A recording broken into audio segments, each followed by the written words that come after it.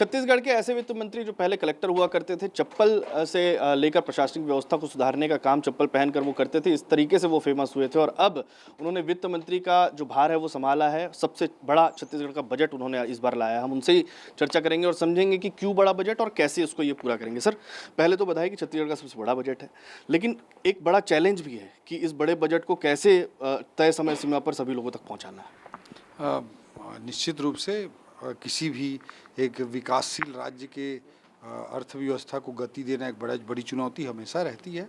But मुख्यमंत्री जी के नेतृत्व में हम सब लोग गवर्नेंस के साथ काम कर रहे हैं, सुशासन के साथ काम कर रहे हैं, प्रतिबद्धता और कर्मठता के साथ काम कर रहे हैं। यही कारण है कि हम गरीब कल्याण की सभी योजनाओं को लागू करने में भी सफल हो रहे हैं और प्रदेश को आर्थिक विकास की दिशा में तेज़ी से आगे बढ़ाने के लिए भी सफल हो रहे हैं। सर, लेकिन ज्ञान को गति कैसे मिलेगी? कौन कौन से ऐसे सेक्टर हैं, जैसे उद्योगों को आपने ज़्यादा फोकस किया है, इसके अलावा सड़क परिवहन को लेकर ज़्यादा फोकस किया, तो कौन कौन से ऐसे सेक्टर हैं जिनमें सबसे ज़्यादा ध्यान दिया गया? जी, ज्ञान अर्थात गरीब, युवा, अन्नदाता और नारी के कल्याण के लिए उनकी वेलफेयर स्कीम्स को प्रभावी तरीके से लागू करने के लिए, उसके लिए राशि और पैसा जुटाया जा सके, इसके लिए गति की रणनीति आवश्यक मैं मानता हूँ। जी अर्थात गुड गवर्नेंस, ए अर्थात एक्सिलरेटिंग इंफ्रास्ट्रक्चर, टी अर्थात टेक्नोलॉजी और आई अर्थात इंडस्ट्रियल ग्रोथ। इन चारों रणनीतियों पर जब हम काम करेंगे, गवर्नेंस, इंफ्रास्ट्रक्चर, टेक्नोलॉजी और इंडस्ट्रियल ग्रोथ की रणनीति पर हम एक साथ जब काम करेंगे, तो निश्चित रूप से गरीब कल्याण, युवा कल्याण, किसान कल्याण, महिला कल्याण की योजनाओं को प्रभावी तरीके से लागू कर पाएंगे। अगर इकोनॉमिक डेवलपमेंट की रणनीति आपकी क्लियर नहीं होगी तो वेलफेयर स्कीम्स को लंबे समय तक कोई राज्य नहीं चला सकता।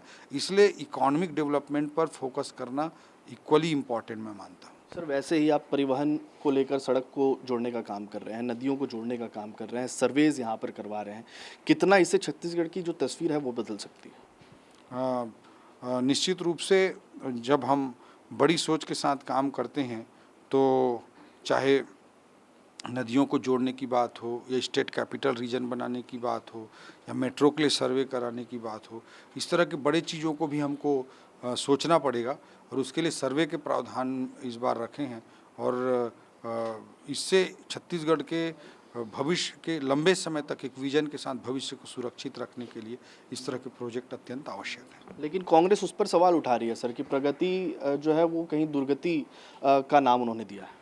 अगर उनको डीए का 53% हो जाना दुर्गति दिखाई देता है, अगर पेट्रोल का दाम 1 रुपये कम कर देना अपने संसाधनों के बल पर अगर कम कर देना उनको दिखाई नहीं देता है, अगर पंजीयन में शेष की व्यवस्था को समाप्त कर देना दिखाई नहीं देता, अगर उनको जीएसटी के ई वे बिल में 50,000 की सीमा को बढ़ाकर 1 लाख रुपये कर देना दिखाई नहीं देता है, अगर उनको मुख्यमंत्री मोबाइल टावर योजना या मुख्यमंत्री रिंग रोड योजना, अगर ऐसी योजनाएं उनको नहीं दिखाई देती हैं, अगर 8 नर्सिंग कॉलेजों का 20 नर्सिंग कॉलेज हो जाना, 1 फिजियोथेरेपी कॉलेज का 7 फिजियोथेरेपी कॉलेज हो जाना, निफ्ट की शुरुआत हो जाना अगर उनको दिखाई नहीं देता है, तो मैं उनके राजनीतिक चश्मे को उन्हीं को मुबारक कहूँगा।